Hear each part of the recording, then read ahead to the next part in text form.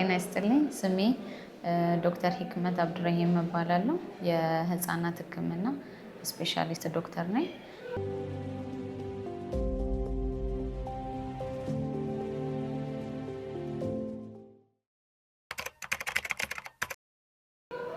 ዛሬ ህፃናት ላይ ቶፕ የሚባሉና ኮመን ወይም በአብዛኛው የምናገኛቸው ህመሞችን እናያለን።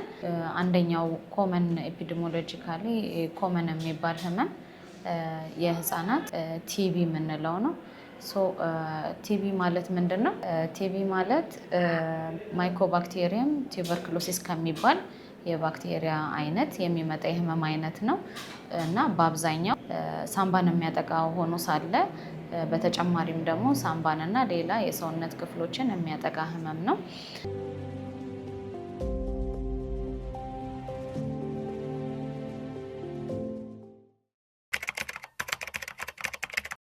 ቲቢ ለመያዝ ምክንያቱ ምንድን ነው ብለን ስናይ ቤት ውስጥ ቲቢ የታመመ ሰው ካለ አንድ ላይ የሚኖር ወይ ደግሞ ይሄ እድሜያቸው በጣም ዝቅ ያሉ ህፃናት ለዚህ ለቲቢ የሚባል ህመም ተጋላጭ ናቸው። ሌላኛው ደግሞ በጣም በተጨናነቀ ሁኔታ ውስጥ ቤት ውስጥ የሚሆነው ይሄ ኦቨርክራውዲንግ የምንለው የተጨናነቀ ቦታ ላይ የሚኖሩ ህፃናቶች ተጋላጭ ናቸው። የምግብ እጥረት ያላቸው ህፃናቶች ምግብ እጥረት በራሱ ለቲቢ ተጋላጭ ያደርጋቸዋል ማለት ነው።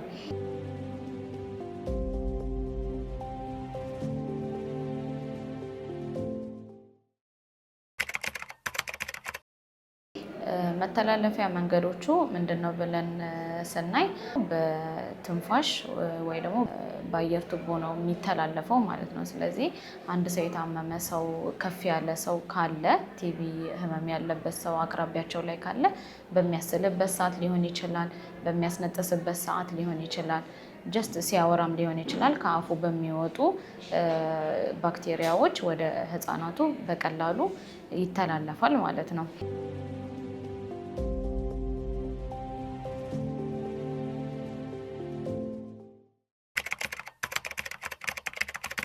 ምልክቶቹ ህፃናት ላይ ቲቢ ሲይዛቸው ምን አይነት ምልክቶች ይኖራቸዋል ብለን ስናይ ሳል ይኖራቸዋል። ሳላቸው ደግሞ ስፔሲፊካሊ የቆየ ሳል ይኖራቸዋል። ከ2 ሳምንት በላይ የቆየ ሳል ሊኖራቸው ይችላል። ሌላኛው ደግሞ የምግብ ፍላጎት መቀነስ ይኖራቸዋል። ክብደታቸው ይቀንሳል። እነዚህ ምልክቶች ክብደት መቀነስ፣ አፒታይታቸው ወይ ደግሞ የምግብ ፍላጎታቸው መቀነስ ለረጅም ጊዜ እንደሳሉ 2 ሳምንት ወር 1 ወር ሊኖራቸው ይችላል። ሌላ ትኩሳት ሊኖራቸው ይችላል።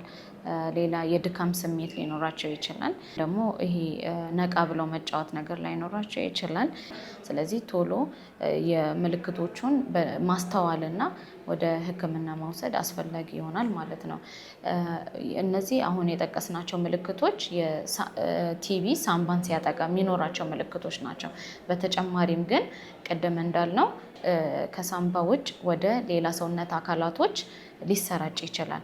ስለዚህ ምልክቶቹ በተሰራጩበት የሰውነት አካላቶች እንደ ተጎዳው የሰውነት አካል የተለያየ ምልክት ሊኖራቸው ይችላል ማለት ነው። ለምሳሌ ቲቢ የህፃናት ቲቢ በአብዛኛው አንጎልን ሊያጠቃ ይችላል። ከሳምባ ተነስቶ በደም ዝውውር ምክንያት ወደ ጭንቅላት ሊሰራጭ ይችላል። ስለዚህ ጭንቅላት ላይ በሚሰራጭበት ጊዜ የተለያዩ ምልክቶች ይኖራቸዋል። ለምሳሌ ይሄ ሲዥር የምንለው ወይም ደግሞ የሚጥል በሽታ ማንቀጥቀጥ ሊኖራቸው ይችላል። ራሳቸውን ስተው ሊመጡ ይችላሉ። ኦር ግማሹ የሰውነት አካላቸው የማይሰራ ወይ ደግሞ ፓራላይሲስ የምንለው በፓራላይሲስ ሊመጡ ይችላሉ ማለት ነው። ኮመን ህፃናት ላይ የሚሰራጭ ቦታ የምንለው ደግሞ ሊምፍኖድ የምንላቸው ወይ ደግሞ አንገት ላይ ያሉ ንፍፊቶች ናቸው።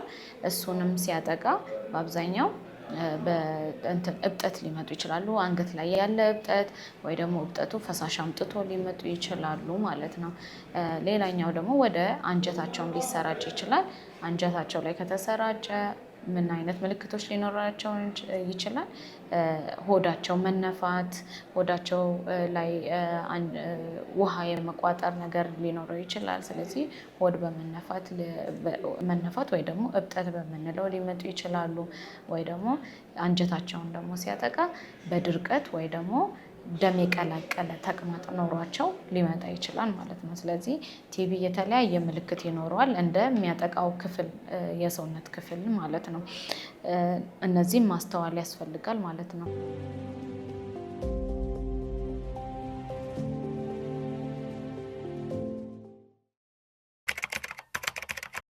ቲቢ በቀላሉ መከላከል የምንችለው ህመም ነው።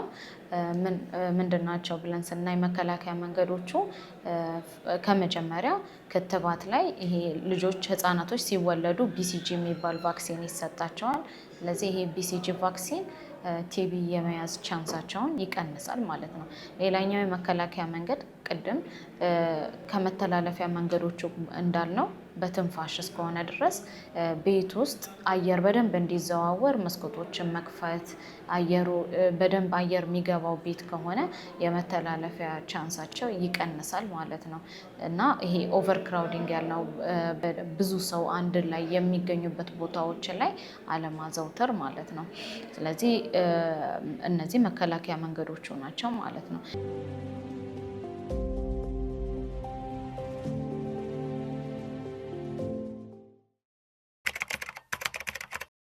ቲቢ የሚታከም ህመም ነው ማለት ታክሞ የሚድን ህመም ነው ማለት ነው።